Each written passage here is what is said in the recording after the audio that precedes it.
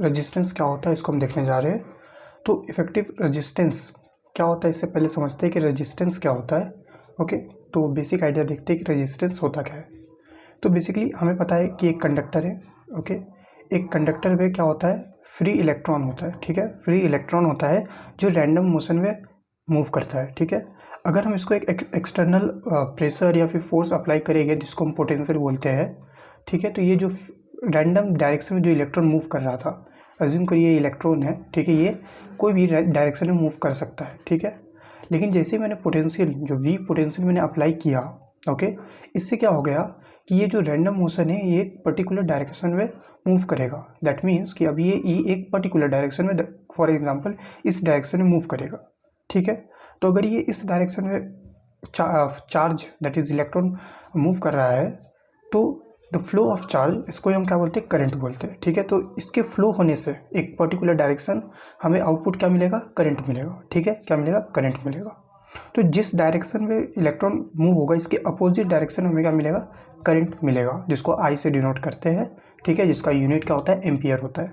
ठीक है, और चार्ज का यूनिट क्या होता है, कूलम्ब होता है। ओके, और जो पोटेंशियल पर इसको ई से भी डिनोट करते हैं, इसका मतलब होता है ईएमएफ। ठीक है, ये भी सिमिलर पोटेंशियल डिफरेंस जैसा ही होता है। इसके दोनों में क्या फ़र्क होता है ये हम बाद में देखेंगे। ठीक है, लेकिन कुछ जगह पर ई से भी इसको डिनोट किया जाता है। ठीक है, अभी तो हमारा जो इलेक्ट्रॉन है इस डायरेक्शन में जा रहा है। ठीक है, इस डायरेक्शन मूव कर रहा है। दैट मीन कि जो हमारा करंट होगा इसके अपोजिट, यानी ये इस डायरेक्शन में मूव करेगा। ठीक है, ओके, नाउ करंट मूव कर रहा है। ओके, तो इसको करंट को रोकने के लिए, जो करंट है इसको रोकने के लिए एक बैरियर आएगा। ठीक है, एक बैरियर क्रिएट किया जाता है। क्यों क्रिएट किया जाता है, बेसिकली कुछ जगह पर हमें ज़्यादा करंट की ज़रूरत नहीं होता है, कुछ जगह पर हमें करंट कम करना रहता है। फॉर एग्जांपल फ़ैन है, तो फ़ैन है तो अगर फ़ैन की स्पीड मान लीजिए 5 है तो इसकी स्पीड बहुत ज़्यादा रहेगा। लेकिन मान लीजिए ठंडी के मौसम में एंड मुझे इसकी स्पीड 2 चाहिए। ठीक है, तो चार्ज जो है दैट इज़ करंट तो सेम रहेगा। ठीक है, जो पहले था अभी भी इतना रहेगा। ठीक है, चार्ज सेम फ्लो होगा। अगर चार्ज सेम फ्लो होगा तो करंट पहले जितना आता था अभी इतना आता है। ठीक है, तो मुझे करंट को कम करना है। ठीक है, तो इसके करंट को अगर मुझे कम करना है तो इसके खिलाफ मुझे कुछ लगाना पड़ेगा, यानी एक ऐसा चीज़ लगाना पड़ेगा जो करंट को अपोज करे। क्या करे, करंट को अपोज करे। तो इसको बोलते हैं रेजिस्टेंस। तो ये क्या करता है, ये अपोज करता है। किसको अपोज करता है, फ्लो ऑफ चार्ज को। फ्लो ऑफ चार्ज को ही हम क्या बोलते हैं, फ्लो ऑफ चार्ज को ही हम बोलते हैं करंट। यानी बेसिकली ये किसको अपोज करता है, करंट को अपोज करता है। ठीक है, यानी जितना ज़्यादा रेजिस्टेंस इतना कम करंट। ठीक है, अगर आप रेजिस्टेंस फुल कर दो तो करंट क्या हो जाएगा, जीरो हो जाएगा। ठीक है, और हर इंस्ट्रूमेंट में, जो भी इलेक्ट्रिकल इंस्ट्रूमेंट होता है इसके अंदर रेजिस्टेंस होता ही है। ठीक है, फॉर एग्जांपल बल्ब है। ठीक है, तो बल्ब है तो आपके बल्ब के अंदर भी क्या होगा, रेजिस्टेंस होगा। और रेजिस्टेंस होगा कैसे पता चलेगा, तो इसका एक बेसिकली एक नेचर है हीट।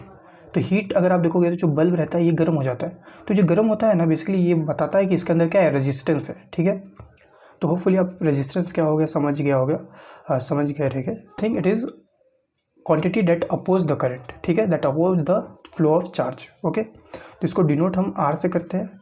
इसका जो यूनिट होता है ये क्या होता है, ओहम होता है। ठीक है, नाउ इसका फॉर्मूला क्या होता है, तो ओहम, ये यूनिट को हम बोलते हैं ओहम, क्योंकि ये ओहम साइंटिस्ट ने दिया था। और इनके अनुसार एक लॉ होता है that is V is equal to I R. ठीक है, ये एक फॉर्मूला दिया गया था that is V is equal to I R. Okay, therefore R क्या हो जाएगा, R is nothing V by I. ठीक है, ये हो जाएगा। ओके, ये एक फार्मूला हो गया।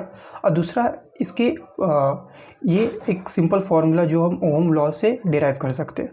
और दूसरा इसके एक प्रॉपर्टी पर एक फार्मूला बनता है दैट इज़ कि जो हमारा आर है ये डायरेक्टली प्रोपोर्शनल है लेंथ के एंड इन्वर्सली प्रोपोर्शनल है एरिया के। ठीक है, इससे एक फार्मूला बनता है कि जो हमारा आर है, मतलब अगर आप एक कंडक्टर का लेंथ इंक्रीज़ करोगे तो आर इंक्रीज़ हो जाएगा, और एरिया इंक्रीज़ करोगे तो आर डिक्रीज़ हो जाएगा। ये रिलेशन से एक फार्मूला मिलता है। Therefore R is equal to resistivity, जिसको रो से दिखाते हैं, बाय एल। ठीक है, तो ये दो फार्मूला है। ओके, आर के ये दो फार्मूला अभी तक हम समझ सकते हैं। ठीक है, अभी इफेक्टिव रेजिस्टेंस क्या होता है, जो हमारा टॉपिक है आज का। ओके, तो इसका मतलब होता है कि देखिए रजिस्टेंस, ये रेजिस्टेंस है, ठीक है, ये क्या है, रेजिस्टेंस है, स्पेलिंग इधर है। अभी हम जो देख रहे हैं रजिस्टर है, तो रजिस्टर क्या होता है कि ऐसा कोई भी ऑब्जेक्ट जिसके अंदर रेजिस्टेंस हो, ठीक है, कोई भी इंस्ट्रूमेंट जिसके अंदर रेजिस्टेंस का क्वालिटी हो, ओके, इसको रजिस्टर करेंगे। फॉर एग्जांपल तो बल्ब के अंदर क्या होता है, रेजिस्टेंस होता है, मैंने बताया आपको बल्ब के अंदर क्या होता है, रेजिस्टेंस होता है। तो रेजिस्टेंस होता है तो एक तरह के बल्ब क्या हो जाएगा, रजिस्टर हो जाएगा। तो register is nothing, it is object जिसके अंदर ये क्वालिटी पाया जाता है, ठीक है। तो अगर हमने रजिस्टर को लगाने का अलग अलग तरीका होता है, एक इंस्ट्रूमेंट में मल्टीपल रजिस्टर हो सकता है। तो अगर मैंने इसको दो तरीके से लगाया जा सकता है। एक तो आप एक के बाजू एक लगा दो, दैट इज सीरीज, इसको क्या बोलते हैं, सीरीज बोलते हैं। और दूसरा होता है कि एक के ऊपर एक ऊपर नीचे लगाओ, जिसको हम पैरेलल बोलते हैं, ठीक है। तो ये दो तरीका होता है, ठीक है। तो रजिस्टर इन सीरीज, रजिस्टर क्या होता है, ऐसा इंस्ट्रूमेंट जिसके अंदर रेजिस्टेंस का क्वालिटी हो, ठीक है,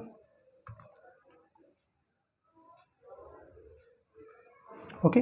तो इसका register in parallel, sorry in series, series मतलब क्या कि जो हमारा रेजिस्टेंस होगा ये एक के बाद एक होगा, ठीक है। ये जो सिंबल है ये रेजिस्टेंस का सिंबल है। तो ये R1 है, ये R2 है और ये R3 है, ठीक है। तो एक के बाजू एक होगा, ठीक है। तो अगर मुझे इन तीनों की जगह पर इफेक्टिव का मतलब क्या होता है, इफेक्टिव जो हमने देखा, इफेक्टिव इसका मतलब होता है कि इस तीनों को अगर मुझे तीन लगाने की जगह पर कोई एक यानी एक चाहिए, इन तीनों को मुझे एक रेजिस्टेंस से रिप्लेस करना है, तो मुझे कितना रजिस्टर लगाना पड़ेगा, रेजिस्टेंस लगाना पड़ेगा, ठीक है। तो मान लीजिए इसका है 5 ओम, ठीक है, इसका है 6 ओम और ये 7 ओम। अब मुझे तीन नहीं मांगता, मुझे R1 R2 R3 ऐसा अलग नहीं चाहिए, मुझे एक ही चाहिए। तो मैं किस अमाउंट से रिप्लेस करूँ कि ये इन तीनों के इक्वल हो, यानी के लिए मुझे क्या चाहिए, RS चाहिए। RS मतलब क्या कि रेजिस्टेंस इन सीरीज मतलब एक ऐसा रेजिस्टेंस चाहिए जो ये तीनों का काम करे, ठीक है। तो रेजिस्टेंस इन सीरीज को समझते हैं, ओके। तो रेजिस्टेंस इन सीरीज, तो ये एक सर्किट है, ठीक है। इस सर्किट में ये क्या है, ये हमारा पोटेंशियल है, okay, positive and negative terminal, okay. ये हमारा की है, ये हमारा क्या है, की है। तो की अभी क्या है, ओपन है, की ओपन है मतलब करंट फ्लो नहीं हो सकता है। जैसे की क्लोज हो जाएगा तो करंट फ्लो होने लगेगा, ठीक है। तो देखिए तो क्या हो जाएगा, करंट फ्लो होने लगेगा, ठीक है। तो करंट फ्लो होगा तो ये R1 है, ये R2 है, R3 है। अभी तीनों क्या है, सीरीज में है। सीरीज मतलब एक के बाजू एक, ठीक है, एक साइड बाई साइड है, ठीक है। R1 के साइड में R2 है, R2 के साइड में R3 है, ठीक है। इसको सीरीज बोलते हैं। अब जब सीरीज में रहेगा, मान लीजिए अभी करंट में फ्लो कराता है, यानी अभी करंट फ्लो होने लगेगा। तो जैसे करंट फ्लो होने लगेगा तो क्या होगा, सीरीज में वोल्टेज है, जो करंट है, current that is I, okay, ये क्या रहता है, ये सेम रहता है, ओके। पहला पॉइंट, सीरीज में जो करंट रहता है सेम रहता है, यानी जो करंट, कोई भी करंट का अमाउंट ले लीजिए, जो करंट I है, ये जो R1 में सेम करंट R2 में भी होगा, सेम करंट R3 में होगा, यानी करंट डिवाइड नहीं होता है, सेम करंट हर जगह पर क्या होता है, फ्लो होता है, ओके। लेकिन जो हमारा वोल्टेज होता है, क्योंकि वोल्टेज मतलब पोटेंशियल डिफरेंट, ठीक है, जो हमारा वोल्टेज होता है ये क्या हो जाता है, सेम नहीं रहता है, ये डिवाइड हो जाता है। मतलब ये V है, ठीक है, ये जो V है ये क्या हो जाएगा, डिवाइड हो जाएगा। मतलब R1 में कुछ पार्ट चला जाएगा, R2 में कुछ पार्ट चला जाएगा, R3 में पार्ट चला जाएगा, यानी जो टोटल V होगा ये क्या हो जाएगा, V1 plus V2 plus V3, ठीक है। ये याद रखिए। तो दो पॉइंट, करंट क्या रहेगा, सेम रहेगा, और वोल्टेज क्या सेम रहेगा, जी नहीं। अभी मुझे टोटल रेजिस्टेंस निकालना है, मतलब कि इन तीनों की जगह पर एक रेजिस्टेंस निकालना है, ठीक है, तीनों के इक्विवेलेंट एक रेजिस्टेंस निकालना है, ठीक है। तो दो इक्वेशन समझ लेते हैं। पहला इक्वेशन क्या, पहला इक्वेशन कि जो हमारा I है ये क्या रहेगा, सेम रहेगा सीरीज में, इन सीरीज कॉम्बिनेशन में जो I क्या रहेगा, सेम रहेगा, यानी जो I है ये I1 के बराबर है, ये I2 के बराबर है, ये I3 के बराबर है, ठीक है। लेकिन जो वोल्टेज रहेगा ये सेम नहीं रहेगा, यानी जो V है ये V1 plus V2 plus V3, तीनों का मिलाकर हमें जो टोटल वोल्टेज मिलेगा सेम नहीं रहेगा, डिवाइड हो जाएगा, ठीक है। ये दो, तो इसको पहला इक्वेशन दे देते हैं, इसको दूसरा इक्वेशन दे देते हैं, ठीक है।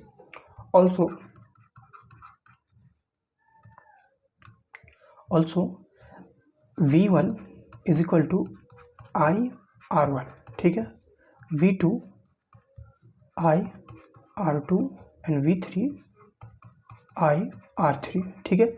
R1 के लिए एक फॉर्मूला हो जाएगा, ठीक है, ओम लॉ से। कौन से लॉ से? ओम लॉ से। ये क्या हो जाएगा? ओम्स लॉ से। ये एक फॉर्मूला, ये एक फॉर्मूला, ये एक फॉर्मूला, तीनों फॉर्मूला सेम ही है, लेकिन V की जगह पर इधर V1 है, V2 V3 है, R की जगह पर R1 है, R2 है, R3 है, ठीक है। I की जगह पर क्यों नहीं है? क्योंकि I सेम है, ठीक है। V1 एंड R1 सेम नहीं है, ठीक है। तो अभी इधर से हम क्या बोल सकते हैं? तो फ्रॉम टू से जो V है ये V1, ठीक है, करेक्ट। V को मैं क्या लिख सकता हूँ? अगर मैं V को क्या लिख सकता हूँ? मैं लिख सकता हूँ I by R, I into R S. R S मतलब टोटल, ठीक है, टोटल। तो इसको मैं लिख सकता हूँ I is equal to R S, ठीक है। V1 को क्या लिख सकता हूँ? I into R1। V2 को क्या लिख सकता हूँ? I into R2 and V3 को क्या लिख सकता हूँ? I इंटू R3, ठीक है, इधर से। Okay, now I is equal to R S, ठीक है। आर एस मतलब कि total resistance, okay. Effective resistance, total को अच्छा नहीं होगा, टोटल से जगह इधर वर्ड इफेक्टिव सही होगा, ठीक है। तो I तीनों से कॉमन आ जाएगा, यानी R1 plus R2 plus R3, ठीक है। तो अब क्या? अब ये I कट जाएगा, therefore R S is equal to nothing R1 plus R2 plus R3, ठीक है। तो ये हमारा मिल गया फॉर्मूला, ओके। तो होपफुली आपको समझ गया रहेगा कि जो इफेक्टिव रेजिस्टेंस होगा इन तीनों के बराबर, ये क्या हो जाएगा? इन तीनों का एडिशन हो जाएगा। यानी अगर मुझे इन तीनों की जगह पर एक बड़ा सा रेजिस्टेंस रिप्लेस करना है, ठीक है, तो मैं इसका अमाउंट क्या होगा? इसका अमाउंट बेसिकली हो जाएगा R S is equal to R1 plus R2 plus R3, ठीक है। तो एग्जाम्पल से समझते हैं। ये 3 से ज़्यादा भी हो सकता है, 4 भी हो सकता है, 5 भी हो सकता है, 6 भी हो सकता है। अभी 2 लेते हैं हम, मान लीजिए, ठीक है, ठीक है। ये 2 लिया। R1 का वैल्यू है 5 ओम और R2 का वैल्यू है 6 ओम, ठीक है। अब मुझसे पूछा गया क्या कि बताओ इसका इफेक्टिव रेजिस्टेंस क्या होगा, यानी ऐसा रेजिस्टेंस का वैल्यू बताओ जो दोनों को रिप्लेस करते। तो ये क्या हो जाएगा? R1 प्लस R2, ठीक है। जो मैंने अभी बताया था 3 के लिए बताया था, ओके। ये कितने के लिए वैलिड है? मतलब अगर 4 रेजिस्टेंस भी होगा तो सेम फार्मूला, 5 भी होगा तो सेम फार्मूला। अभी 2 है इसलिए हमने 2 लिया। तो ये क्या हो जाएगा? 5 प्लस 6 दैट इज़ 11 ओम, यानी आपको 11 ओम से रिप्लेस करना पड़ेगा अगर ये सीरीज़ में लगा है, ठीक है। तो इससे हम कुछ कंक्लूजन निकालते हैं। इस एग्जांपल से क्या निकालते हैं? कुछ कंक्लूजन निकालते हैं। पहला कंक्लूजन निकालेंगे, इस एग्जांपल से हम कुछ कंक्लूजन निकालने वाले हैं, तो ध्यान से देखिए। पहला कंक्लूजन कि जो हमारा आर एस है, ठीक है, ये आर एस क्या है? इंडिविजुअल से ग्रेटर है, यानी it is greater than R1 and R2, okay, और एनी नंबर, ठीक है। मतलब जो हमारा टोटल रहेगा ये इंडिविजुअल से ग्रेटर रहेगा, ठीक है। 5 है, 6 है, अगर इधर मैं कुछ और भी लगा दूँ, ठीक है, जो हमारा टोटल रहेगा ये इंडिविजुअल से ग्रेटर रहेगा। देयरफॉर दूसरा कंक्लूजन क्या निकाल सकते हैं कि आर एस, यानी इससे क्या हो जाएगा? सीरीज में अगर आप कोई कॉम्बिनेशन लगाओगे तो आपका रेजिस्टेंस इंक्रीज हो जाएगा। और अभी हमने थोड़ी देर पहले देखा था कि अगर रेजिस्टेंस इंक्रीज हो जाएगा तो जो करंट हो जाएगा ये डिक्रीज हो जाएगा। यानी अगर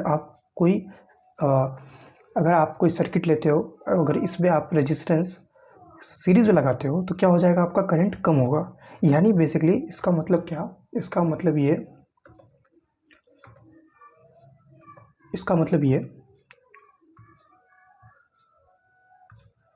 ये है कि अगर आप 2 बल्ब लेते हो, ठीक है, 2 बल्ब लेते हो, ठीक है, और इसको क्या लगाते हो? सीरीज में लगाए, ठीक है, तो जो इसका रोशनी होगा ये क्या हो जाएगा? डिम रहेगा, यानी कम रहेगा रोशनी। ये क्या रहेगा? कम रहेगा। क्यों? क्योंकि सीरीज में लगाया आपने, और सीरीज में हमने देखा कि जो आर एस है ये क्या रहता है? ज़्यादा रहता है, ठीक है, इंडिविजुअल से। तो अगर रेजिस्टेंस ज़्यादा है तो करंट क्या हो जाएगा? कम हो जाएगा, ठीक है। ऑपोजिशन ज़्यादा है तो करंट क्या हो जाएगा? कम हो जाएगा। करंट कम हो जाएगा मतलब क्या कि जो अपना आउटपुट होगा ये कम होगा, ठीक है। तो बेसिकली हम सीरीज़ रेजिस्टेंस का भी यूज़ करते हैं जब हमें करंट कम चाहिए, ठीक है, तब हम यूज़ करते हैं। तो ये दो कंक्लूज़न हम निकाल सकते हैं, ठीक है। तो यही पॉइंट इधर लिखा है जो मैंने अभी कंक्लूज़न बताया, ओके। तो समझते हैं पहला point, the same current flow through each resistor. हमने देखा कि जो करंट का वैल्यू होता है सेम होता है, यानी I is equal to I1 I2 I3 I4 I5 जो भी है, ठीक है, so on. The effective resistance is larger than each individual. जो RS है ये लार्जर होगा किससे, जो इंडिविजुअल है, that is R1 R2 R3, ठीक है, इससे ज़्यादा होगा। The potential difference between two extreme of the arrangement is equal to the sum of the potential difference across individual, यानी जो V है ये V1 plus V2 plus V3 and so on, ठीक है, ये भी हमने देखा। The arrangement is use to increase the resistance in circuit, यानी अगर आपको R की वैल्यू ज़्यादा चाहिए, सीरीज़ कब यूज़ करोगे, जब आपको रेजिस्टेंस ज़्यादा चाहिए, ठीक है। आपको रेजिस्टेंस ज़्यादा चाहिए, इसका मतलब क्या, करंट कम चाहिए, ठीक है, तब आप सीरीज़ कॉम्बिनेशन को यूज़ करते हैं, ठीक है। पैरेलल को कब करेंगे देखते हैं। तो पैरेलल में क्या होता है, बेसिकली पैरेलल में समझ लेते हैं, ये एक रेजिस्टेंस है, ठीक है, इसके पैरेलल एक और रेजिस्टेंस है, ठीक है, और ऐसे ही सो ऑन, 3 4 जितने भी हो सकते हैं, अभी 2 लेके चलते हैं, ठीक है। तो इसमें क्या होता है, एक लगा है, इसके बाजू भी एक लगा है, इसके बाजू, इसमें एक लगा है, इसके नीचे एक लगा है, इसके नीचे एक लगा है, दैट इज़ पैरेलल, ठीक है। तो इसका सर्किट समझते हैं। तो ये सर्किट है पैरेलल का, ये हमारा पोटेंशियल है, ठीक है। ये सर्किट अभी क्या है, ओपन सर्किट है, तो क्या करंट फ्लो होगा, डेफिनेटली नहीं होगा। जब इसको हम क्लोज कर देंगे कुछ इस तरह से, अभी क्लोज कर दिए तो अभी क्या हो जाएगा, करंट फ्लो करने लगेगा, ठीक है। ये क्या, पैरेलल में R1 R2 R3 लगा है, तो I फ्लो हो रहा है, तो जो I है ये डिवाइड हो जाता है, ओके। तो इन पैरेलल क्या होता है, जो हमारा I है ये क्या हो जाता है, डिवाइड हो जाता है, यानी जब I इस पॉइंट पे रीच करेगा, अब ध्यान से देखिए, इस पॉइंट पे जब रीच करेगा I, ठीक है, तो क्या हो जाएगा, I डिवाइड हो जाएगा। I कैसे डिवाइड हो जाएगा, I कुछ पार्ट I का इस तरफ चला जाएगा, कुछ I का पार्ट इस तरफ एंड कुछ इस तरफ, यानी ये जो I है I1 plus I2 plus I3 हो जाएगा, ठीक है। That mean it has been, I क्या हो गया, डिवाइड हो गया, इस पॉइंट पे क्या हो गया, डिवाइड हो गया, कुछ पार्ट इधर चला गया, कुछ पार्ट इधर चला गया, कुछ पार्ट इधर चला गया, ठीक है, ओके। तो R क्या हो गया, डिवाइड हो गया, बट जो हमारा पोटेंशियल रहेगा ये क्या रहेगा, सेम रहेगा, यानी जो V है ये सेम रहेगा। अगर आप ध्यान से देखोगे तो ये एकदम उल्टा है सीरीज़ के, ये क्या उल्टा है, सीरीज़ में क्या होता था कि I सेम रहता था एंड V डिवाइड हो जाता था, इधर उल्टा है, I डिवाइड हो गया, दैट इज़ I बट गया, ठीक है, डिस्ट्रीब्यूट हो गया, R1 भी अलग है I, R2 भी अलग है, R3 भी अलग है, और V सेम है, ठीक है। तो ये 2 पॉइंट आपको समझना है, ओके। तो क्या देखा हमने अभी, तो इन पैरेलल,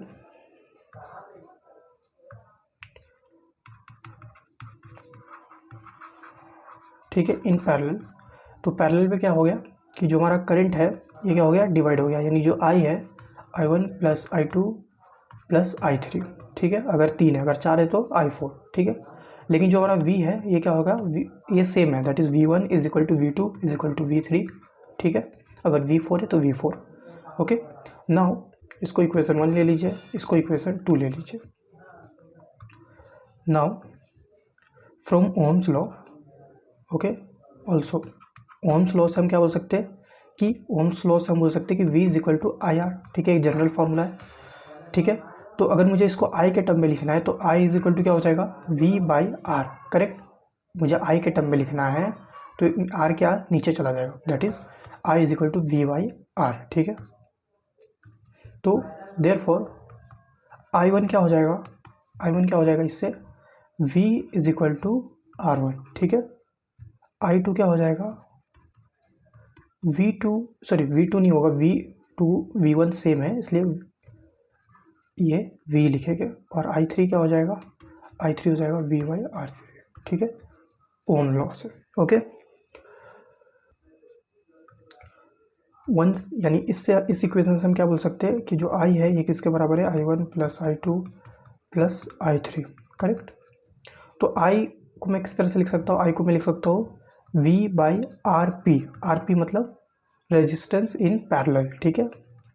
I1 को कैसे लिख सकता हूँ, V by R1 plus R2 को कैसे लिख सकता हूँ, V by R2 and R3 को कैसे लिख सकता हूँ, V बाई R3, ठीक है, I3 को इस तरह से लिख सकता हूँ। ओके, इस तरह से मैंने लिख दिया। अब इधर क्या है, जो हमारा V है कैंसिल हो जाएगा। ओके, ये क्या है, ये कैंसिल हो जाएगा, यानी ये क्या हो जाएगा, देयरफॉर जो हमारा 1/RP is equal to 1/R1 plus 1/R2 plus 1/R3 and so on. अगर 4 5 है तो सो वन। ठीक है, यानी मुझे अगर RP निकालना है तो 1/RP is equal to 1/R1 plus R2 plus R3, इस तरह से मैं क्या निकाल सकता हूँ। ठीक है, तो ये क्या हो जाएगा, डिवाइड भी आ जाएगा, रेशियो आ जाएगा। ठीक है, तो फुली आपको समझ गया रहेगा। तो देयरफॉर हमें RP का फॉर्मूला क्या मिला इधर, ये हमें डायरेक्ट नहीं मिला, हमें इस रूप में मिला। 1/RP is nothing 1/R1 plus R2 1/R2 plus 1/R3 plus 1/R4 dot 1 plus 1/Rn। ठीक है, एन का मतलब क्या कि जितने भी आपके 3 4 जितने भी रेजिस्टेंस है। ठीक है, ना एग्जांपल से देखते हैं। ओके, तो एक पैरेलल में लगा है, दो ऐसा पैरेलल में लगा है। ठीक है, ठीक है, ये पैरेलल में लगा है। R1 का वैल्यू दिया है 5 और R2 का वैल्यू दिया है 4 या ओके 4 दिया। ठीक है, now I have to find RP। तो कैसे फाइंड करेंगे, तो 1/RP is nothing, it is 1/R1। R1 क्या है 5 प्लस R2 क्या है 1/4। ठीक है, तो बहुत लोग क्या करते हैं, ऐसा छोड़ देते हैं। ठीक है, तो ऐसा नहीं करने का, इसको प्लस करने का। तो इधर LCM लिखेंगे तो 20। ओके, 5 4 = 20, तो ये हो जाएगा 4 + 5, करेक्ट, 4 + 5, देयरफॉर 9/20। ठीक है, तो हमें 1/RP का वैल्यू क्या मिला, 9/20 ओम, नहीं। ओके, तो ये हमें मिल गया। नाउ सी, को ऐसा छोड़ देते, इधर क्या लिख देंगे, इधर ओम लिख देंगे और आंसर समझ लेते कि गलत है, लेकिन ऐसा नहीं है। ठीक है, ये गलत नहीं, सही नहीं है। ठीक है, क्योंकि जो अभी हमें वैल्यू मिला किसका मिला, 1/RP का मिला 9/20, और हमें क्या चाहिए, हमें RP का वैल्यू चाहिए, 1/RP का नहीं चाहिए। तो ये कैसे फाइंड होगा, ये बेसिकली हो जाएगा RP, इसको उल्टा कर दो। ठीक है, 20/9। ठीक है, and this is correct. Okay, ये हमारा फाइनल आंसर हो जाएगा। बहुत लोग इस पर छोड़ देते हैं, लेकिन ये गलत है। ठीक है, दिस इज करेक्ट। ओके, तो RP का वैल्यू क्या आ जाएगा, 20/9। ठीक है, तो 20/9 क्या हो जाता है, तो अगर आप इसको डिवाइड करोगे 2.22 ओम। ठीक है, 2.22 ओम। ठीक है, तो कुछ कंक्लूजन निकालते हैं। तो पहला कंक्लूजन, R1 क्या था, ध्यान से देखना, R1 था 5, R2 क्या था, R2 था क्या मिला 4, ये गिवन डेटा था। और हमें RP क्या मिला, ध्यान से देखना, दैट इज 2.22 ओम। ठीक है, सब ओम है, यूनिट सेम रहेगा। ठीक है, ओम, हाँ। ओके, तो RP क्या मिला 2.22। तो इससे हम क्या कंक्लूजन निकाल सकते हैं, तो कुछ कंक्लूजन निकाल सकते हैं। फर्स्ट कंक्लूजन कि जो हमारा RP है ये लेस है इंडिविजुअल से, R1, R2 से। सीरीज में क्या होता था कि जो RS है ये ग्रेटर रहता था, इधर ये लेस है, देखिए 2.2 है। ठीक है, हर केस में आपको क्या मिलेगा, लेस मिलेगा। दैट इज, देखिए ये 5 है, ये 4 है, ये इंडिविजुअल से क्या है, कम है। ओके, तो अगर ये इंडिविजुअल से कम है, यानी इसका रेजिस्टेंस क्या होगा, कम होगा। RP क्या है, कम होगा। अगर रेजिस्टेंस कम है तो करंट क्या हो जाएगा, ज़्यादा हो जाएगा। ठीक है, बेसिकली अगर हमें ज़्यादा करंट चाहिए तो हम क्या यूज़ करते हैं, हम पैरेलल यूज़ करते हैं। पैरेलल कब यूज़ करते हैं, अगर हमें करंट ज़्यादा चाहिए। ठीक है, और सीरीज़ कब यूज़ करते हैं, जब हमें करंट कम चाहिए। ठीक है, कैसे, पैरेलल में क्या होगा, RP का वैल्यू कम रहेगा। ठीक है, और इधर RS का वैल्यू ज़्यादा रहेगा। ठीक है, तो इधर सेम पॉइंट लिखा है, फिर से मैं रिपीट कर देता हूँ। The potential difference across the end, यानी इधर बता रहा है कि V = V1 is V2 V3। ठीक है, the effective resistance of resistor are connected in parallel is less than the least resistance of a individual resistor. जो ये क्या हो जाएगा, RP क्या रहेगा, कम रहेगा। ठीक है, RP क्या कम रहेगा किससे, लीस्ट, यानी जो सबसे कम रहेगा इससे भी कम रहेगा। ठीक है, तो इधर सबसे कम क्या था, 4, तो 4 से भी ये क्या रहेगा, कम रहेगा, बेसिकली कम रहेगा। ठीक है, RP क्या रहेगा, कम रहेगा। अभी जो करंट फ्लो हो रहा है ये क्या होगा, सम ऑफ इंडिविजुअल होगा, that is I is equal to I1 plus I2 plus I3, okay and so on, ये बताया थर्ड पॉइंट में। और ये अरेंजमेंट क्यों यूज़ करता है, जब हमें रेजिस्टेंस कम चाहिए यानी RP कम चाहिए, देयरफॉर I क्या चाहिए, ज़्यादा चाहिए।